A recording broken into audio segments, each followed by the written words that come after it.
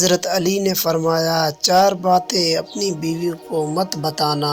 بیوی کے سامنے رونا مت، چاہے کتنی بھی تکلیف ہو، کتنی بھی پریشانیاں ہوں، اندر سے کتنے ہی ٹوٹ چکے ہو، لیکن بیوی کے سامنے آنسو مت بہانا۔